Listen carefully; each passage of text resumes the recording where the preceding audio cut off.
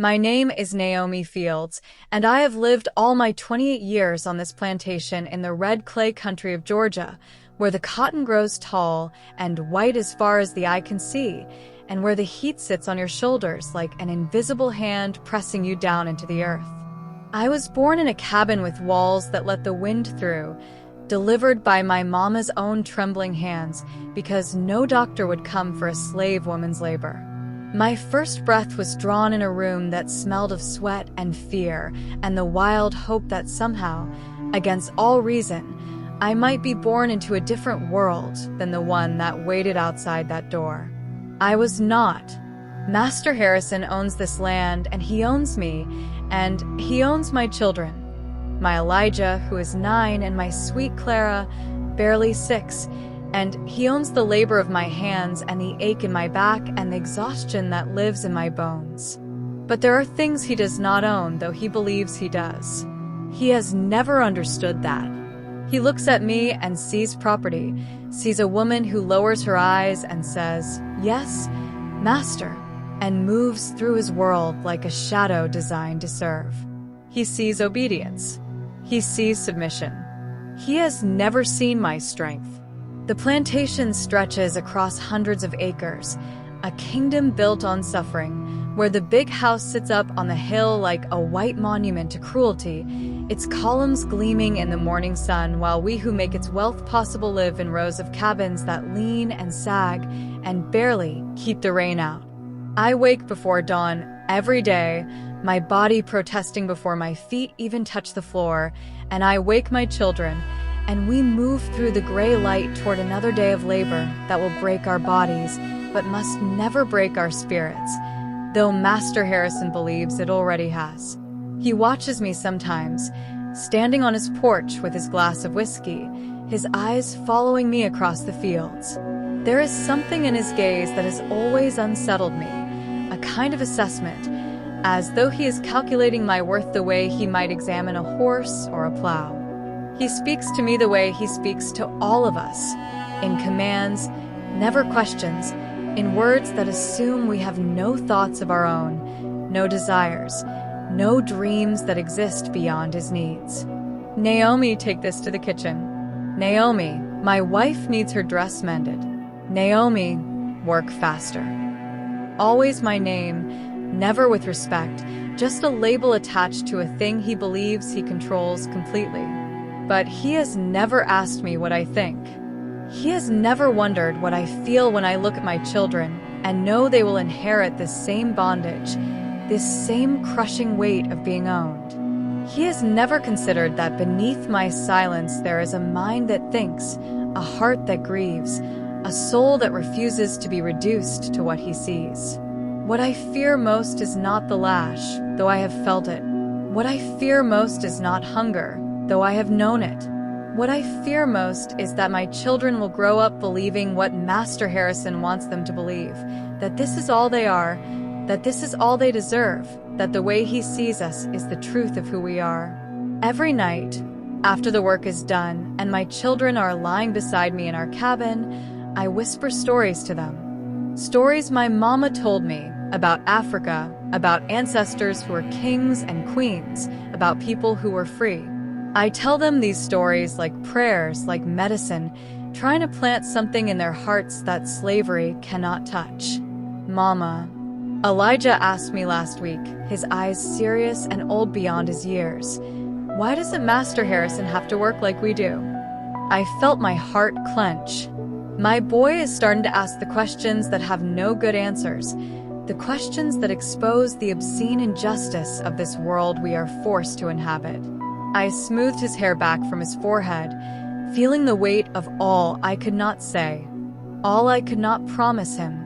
"Because the world is not fair, baby," I told him. "But that doesn't mean it's right.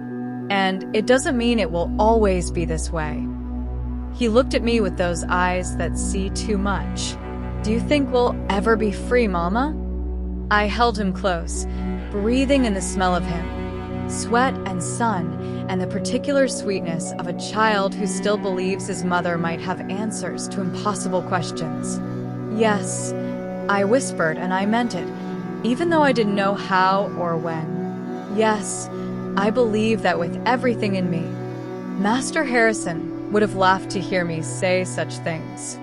He believes we are content in our chains, grateful even, that we accept our place in his carefully ordered world where he sits at the top and we grovel at the bottom. He makes speeches sometimes when other plantation owners visit about the natural order, about how slaves are like children who need guidance, who cannot survive without the structure he provides.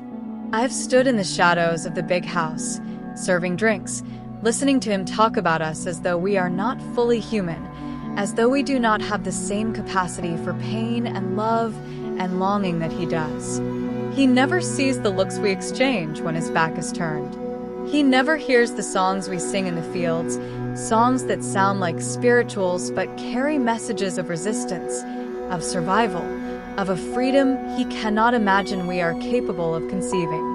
He never notices the way we help each other, the way Sarah slips extra food to Rachel when her baby is sick, the way old Moses teaches the young men to read in secret, using charcoal and scraps of paper, risking everything to give them weapons he never had. Master Harrison sees none of this because he has convinced himself we are simple, that our inner lives are as limited as the spaces we are allowed to occupy. But I am not simple.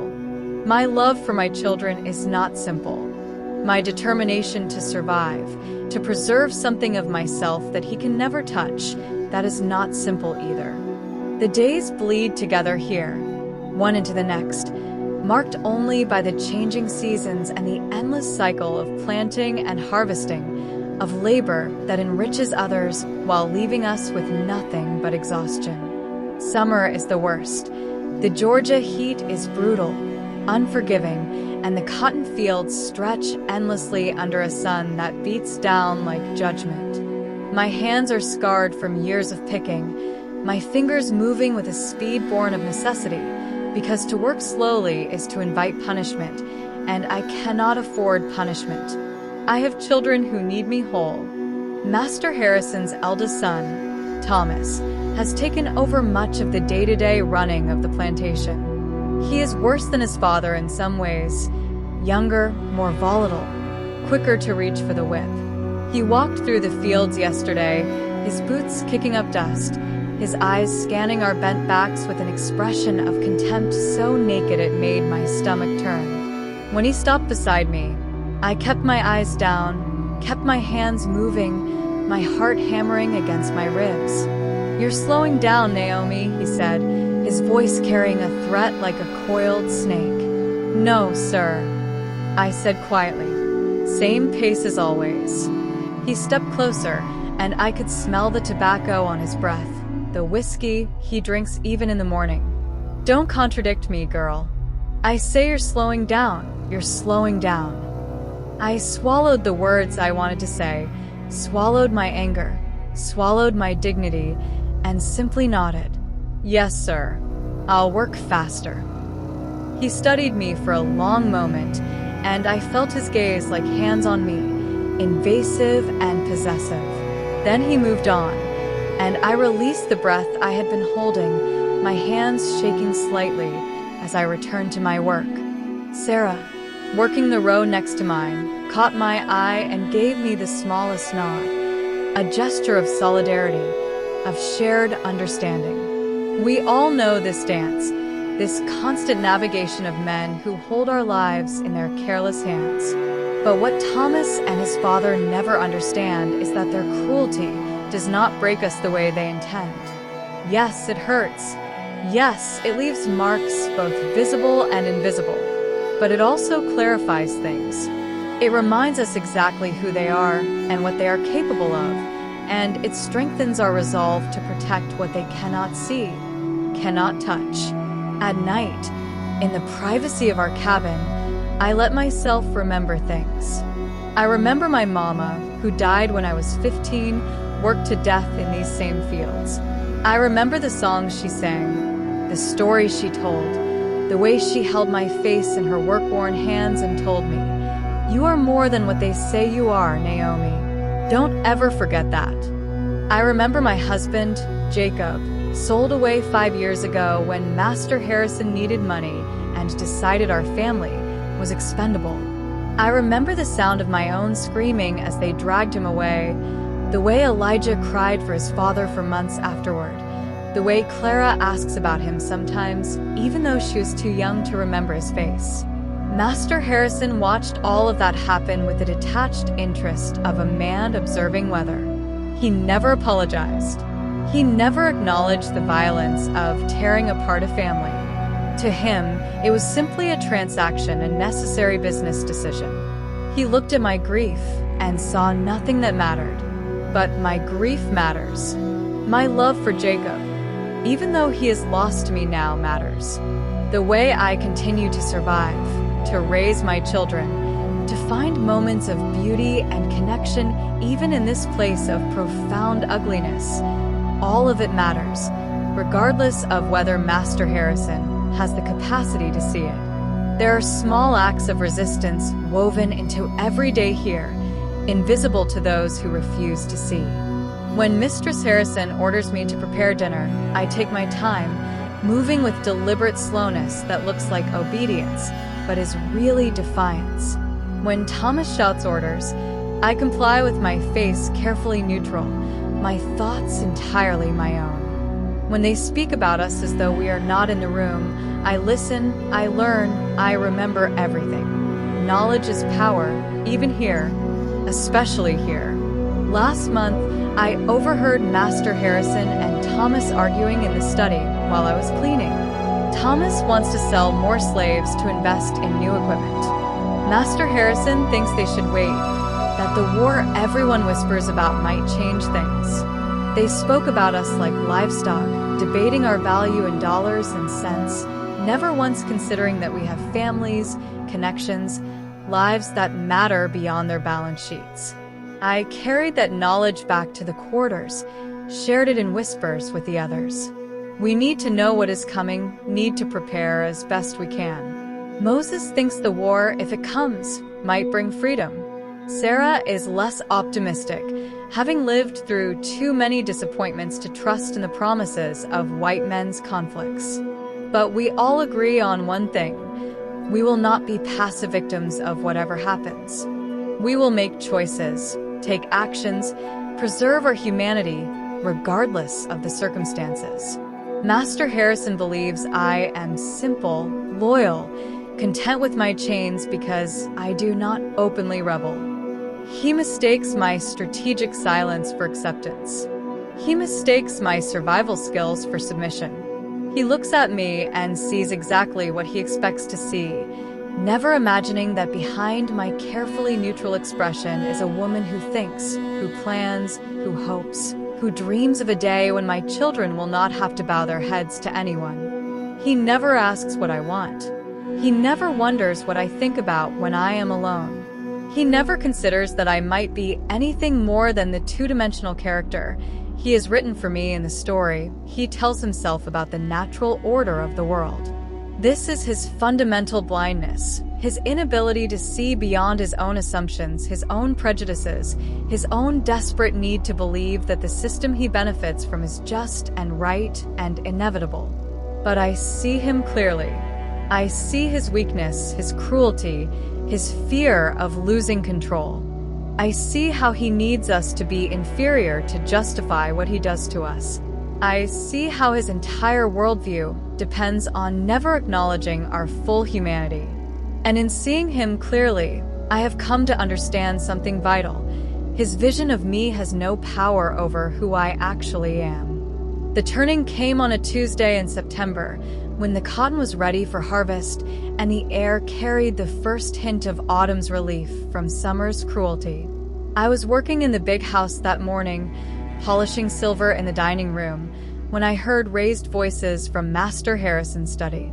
Mistress Harrison was crying, her voice shrill with distress, and Master Harrison was shouting, his words muffled but angry. I kept my head down, my hands moving over the silverware, trying to be invisible, as I always did when the white folks' problems erupted into our space. Then I heard Clara's name. My hands stopped moving.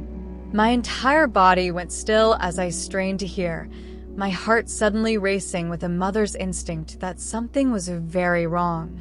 "Only 6 years old, for God's sake," Mistress Harrison was saying. "You cannot seriously be considering." "It's already decided," Master Harrison interrupted, his voice cold. "Thompson made a generous offer, and I accepted. We need the money, Margaret. The plantation is not producing what it should, and we have debts to settle. But she's just a child. And Naomi. Naomi is a slave. The child is property. This is not a negotiation." The silver candlestick in my hand began to shake, a tremor that started in my fingers and spread through my entire body. They were selling Clara. They were selling my baby. Master Harrison had made a deal, accepted money, and was planning to tear my 6-year-old daughter away from me without even the courtesy of telling me first. Something inside me cracked in that moment. Some careful structure I had built to survive, some wall I had erected to protect myself from the full weight of my powerlessness. I set the candlestick down very carefully, afraid I might drop it, afraid I might throw it, afraid of what I might do if I allowed myself to feel the full force of the rage and terror flooding through me. I left the dining room and walked out of the big house, my legs moving without conscious direction, carrying me toward the fields where Clara should be playing with the other children, where Elijah should be helping old Moses with small tasks. I found them near the well, Clara laughing at something, her small face lit with joy, unaware that her world was about to be destroyed. I knelt down in the dirt and pulled her into my arms, holding her so tightly she protested. "Mama, you're squeezing too hard."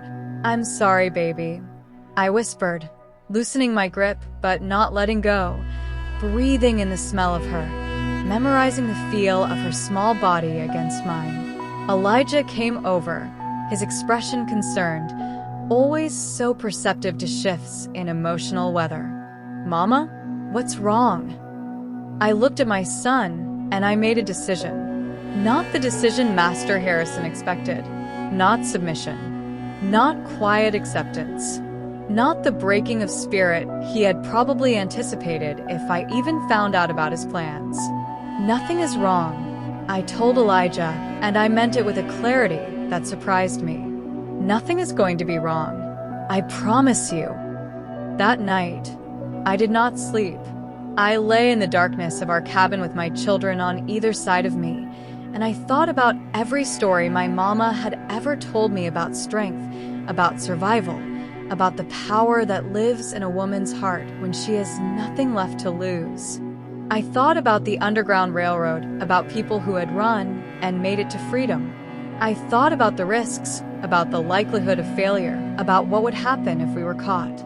And then I stopped thinking about the risks and started thinking about what would happen if I did nothing.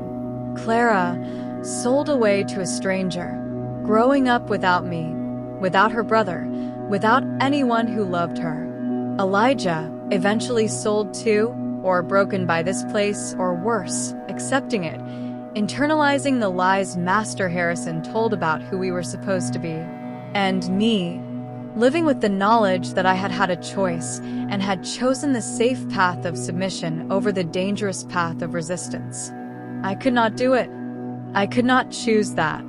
Not anymore. For 28 years, I had survived by being careful, by picking my battles, by protecting what I could protect within the system that owned me. I had made myself small to avoid notice. I had swallowed words and anger and dreams because speaking them would bring punishment. I had become skilled at reading Master Harrison's moods, at anticipating what he wanted, at being the slave he expected me to be. But he had made a miscalculation. He had touched my child. And in doing so, he had finally shown me what I had always known but never fully allowed myself to feel, that there are some things worth any risk, some lines that cannot be crossed without consequence, some bonds that are stronger than chains. Master Harrison had never seen my strength because I had never shown it to him. I had hidden it, protected it, saved it for a moment when I would need it most. And that moment had arrived. I got up carefully so as not to wake my children, and I stepped outside into the night. The moon was bright, casting shadows across the quarters, illuminating the other cabins where people I loved and trusted were sleeping. I walked to Moses's cabin and knocked softly on the door. He answered quickly. Old people sleep lightly, always half alert for trouble. Naomi? What's wrong, child? I told him. I told him about Clara, about Master Harrison's plan, about my decision. Moses listened with the gravity of someone who had lived long enough to understand exactly what I was contemplating, exactly what it would cost. You're talking about running, he said quietly. You're talking about taking your children and running. Yes. You know the risks. You know what they do to runaways when they catch them. I know. He studied my face in the moonlight, and I saw the exact moment when he recognized something in me that perhaps he had not seen before, a determination that had moved beyond fear, beyond calculation, beyond the careful survival strategies that had kept me alive, but had also kept me chained. You're going to do this regardless of what I say, he observed. Yes. He nodded slowly, and then he smiled, a small, sad smile that acknowledged both the tragedy and the beauty of what I was choosing. Then let's figure out how to give you the best chance possible. The next 3 days were the longest of my life, each hour stretching unbearably as I prepared for what was coming while maintaining the appearance of normalcy that was essential to our survival. Moses connected me with Sarah, who had a cousin who had successfully escaped 2 years ago and had sent word back about safe houses, about routes, about people who could be trusted. The network was there, invisible to Master Harrison and everyone like him, a web of resistance and solidarity that had existed long before I needed it and would exist long after. I gathered supplies with painstaking care, food that would not spoil quickly, an extra blanket, a knife from the kitchen that I slipped into my apron and later hid in our cabin. I memorized directions, learned the names of people I would never meet until I showed up at their doors in the middle of the night with my children, hoping they would keep the promises others had made on their behalf. I said quiet goodbyes to people who had been my family, knowing I might never see them again, knowing that my escape would likely bring consequences for those left behind. You take care of those babies, Sarah whispered to me the day before we were set to leave, her hands gripping mine with fierce affection. You get them to freedom, Naomi. You give them the life we never had. I nodded, unable to speak past the lump in my throat, overwhelmed by the weight of what I was attempting, by the love of these people who were willing to risk their own safety to help me, by the realization that resistance takes many forms and sometimes the bravest act is to help someone else escape even when you cannot go yourself. Master Harrison had scheduled Clara's sale for Saturday morning. Thompson was supposed to arrive with his money, and Clara would be handed over like a package, a transaction completed. I planned our escape for Friday night, one last night before they could take her, one final chance to choose our own path. I told Elijah that afternoon, sitting with him by the creek, where we sometimes went to find moments of peace away from the plantation's constant surveillance. He was old enough to understand, old enough to be afraid, old enough to have opinions about such a dangerous decision. Mama, what if we get caught? Then we face whatever comes together, I told him honestly. But if we don't try, Clara will be sold, and eventually you'll be too, and I will have lived my whole life without ever fighting for the thing that matters most, keeping my family together. He was quiet for a long moment, his young face serious as he processed this information. Then he looked at me with eyes that held more courage than any child should need. I'm not afraid, Mama. Not if we're together. I pulled him close.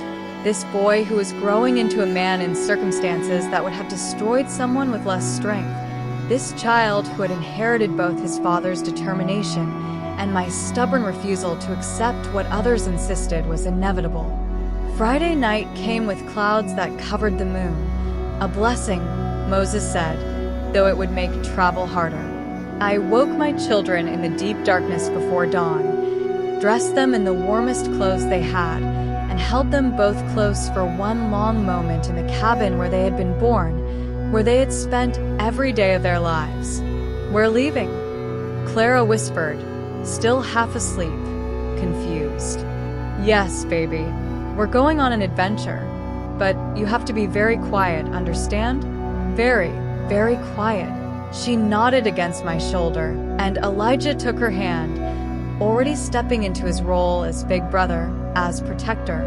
I picked up the small bundle I had prepared, took one last look at this space that had been both home and prison, and then I led my children out into the night. We moved through the quarters like ghosts, past cabins where people I loved were sleeping, past the fields where I had spent most of my life breaking my back for someone else's profit, past the big house where Master Harrison slept in his comfortable bed, completely unaware that his property was asserting its humanity by walking away.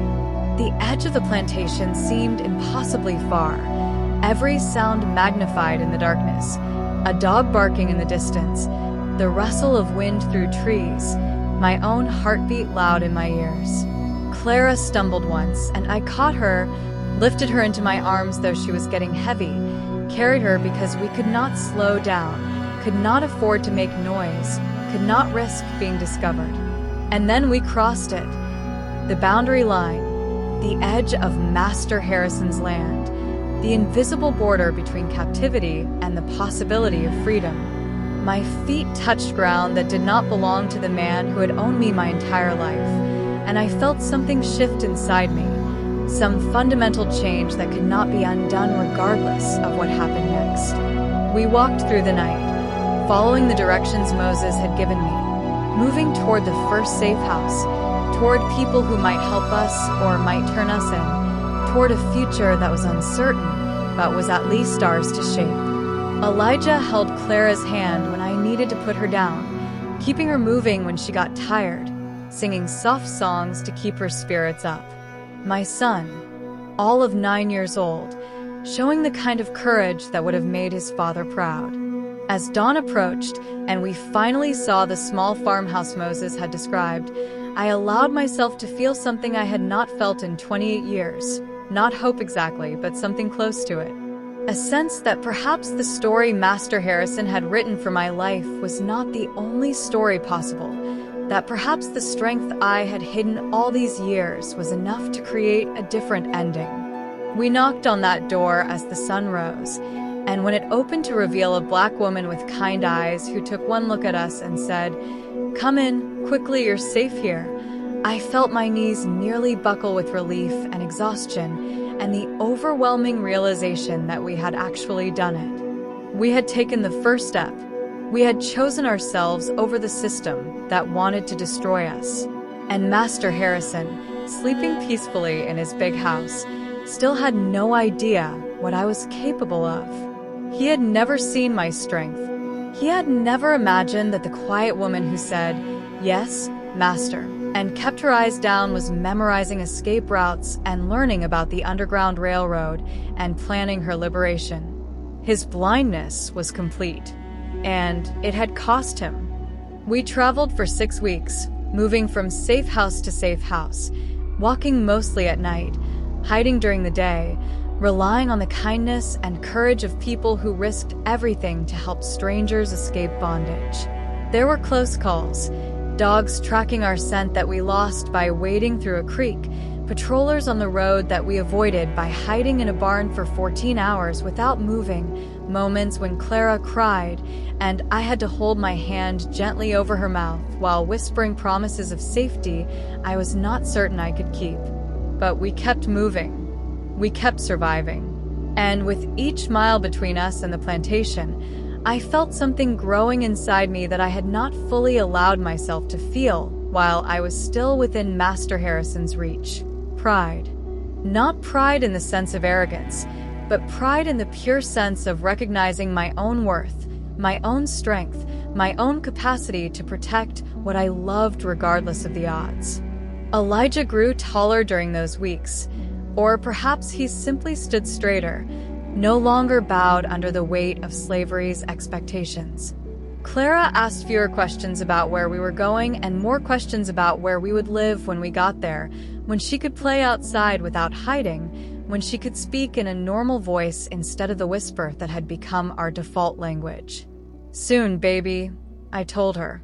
"Very soon."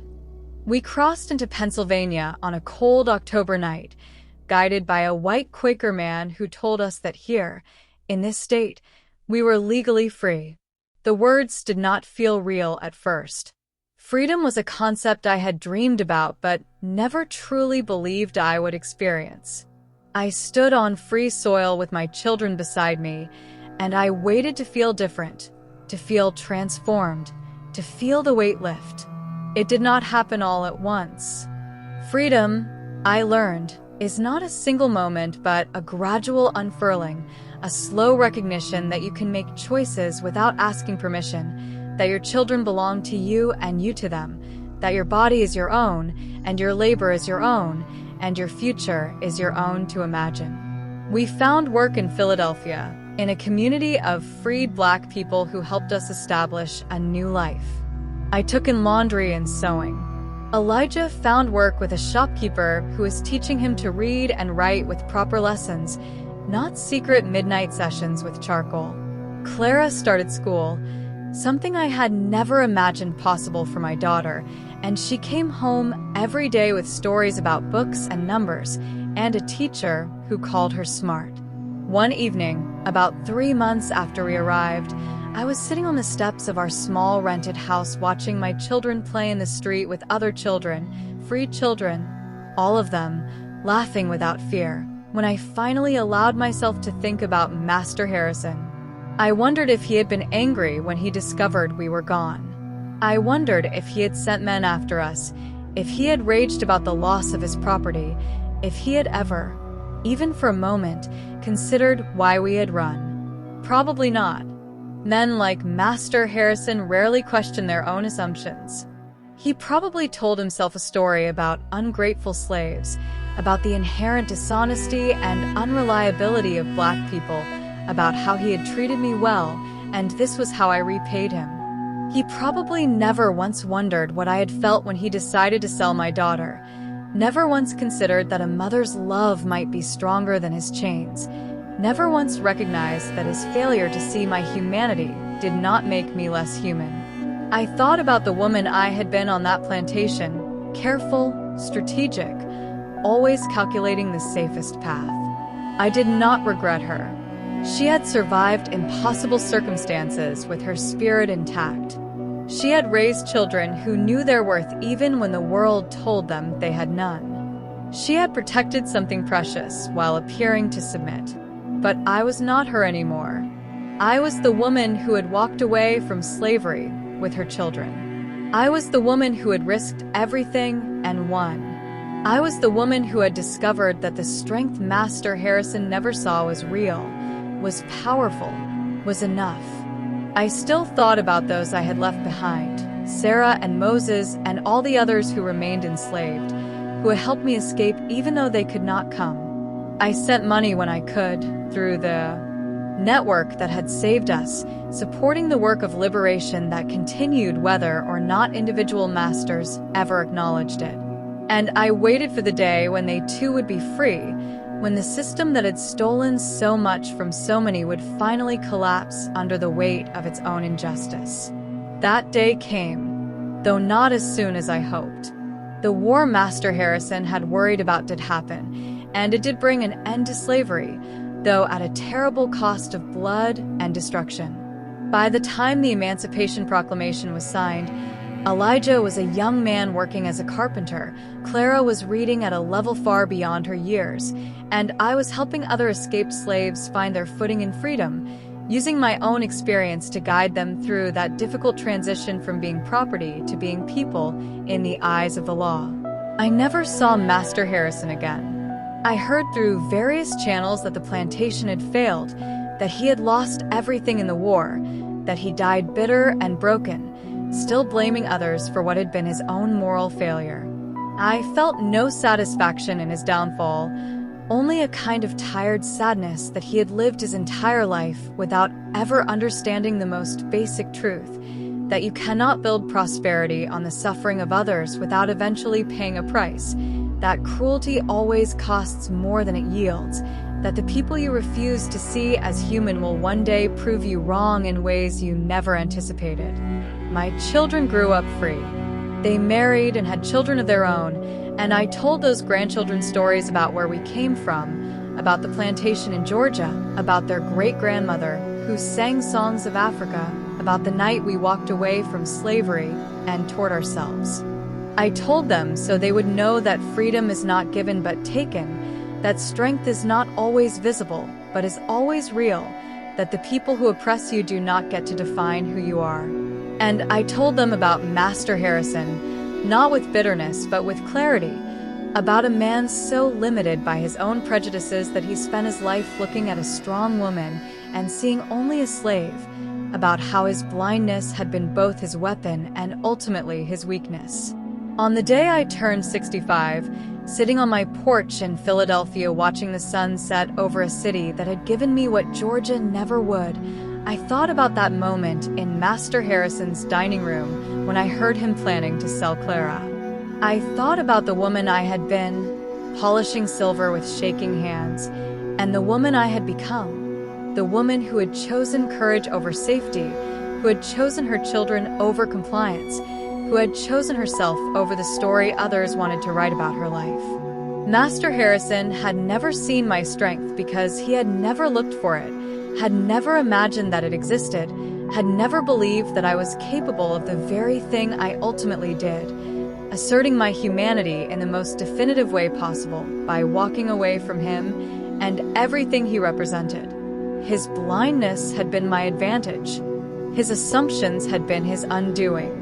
And in the end, the strength he never saw was the only thing that mattered, not to him, but to me and to my children and to the generations that came after us, carrying forward the truth that we had always known even when the world refused to acknowledge it. We were never what they said we were. We were always more. We were always enough. We were always free in the places that mattered most, even before the law caught up with what our hearts had known all along. He never saw my strength, but I did, and that made all the difference.